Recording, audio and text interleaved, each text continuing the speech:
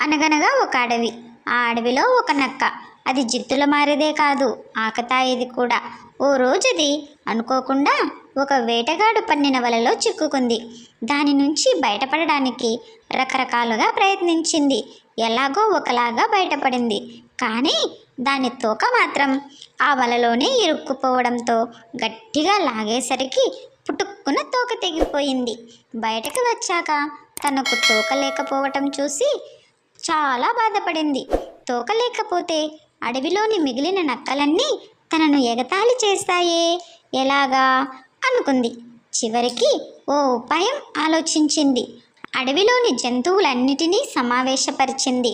తాను మహారాజులాగా వ్యవహరిస్తూ ఇలా ప్రసంగించింది.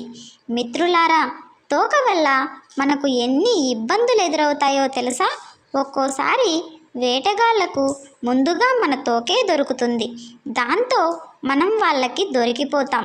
ఆ తర్వాత నానా తంటాలు పడాల్సి వస్తుంది. అందుకే మనందరం మన తోకలను తెంపేసుకుంటే సరి, ఏమంటారు? అంది ఎంతో తెలివిగా. అడవిలోని జంతువులన్నిటికీ ఈ నక్క యొక్క సంగతి బాగా తెలుసు. అందుకే దాని అతి తెలివికి అవన్నీ ముందు ఆశ్చర్యపోయినా ఆ తర్వాత తెలివి తెచ్చుకున్నాయి.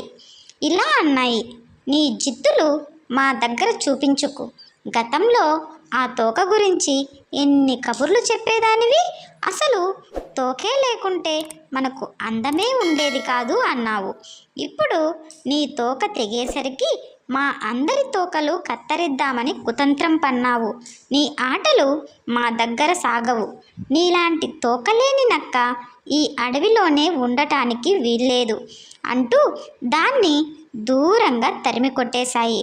ఈ కథలోని నీతి, అతి తెలివి అన్ని వేళలా పనిచేయదు సరికదా. ఒక్కోసారి అది అనర్థాలకు కూడా దారితీస్తుంది.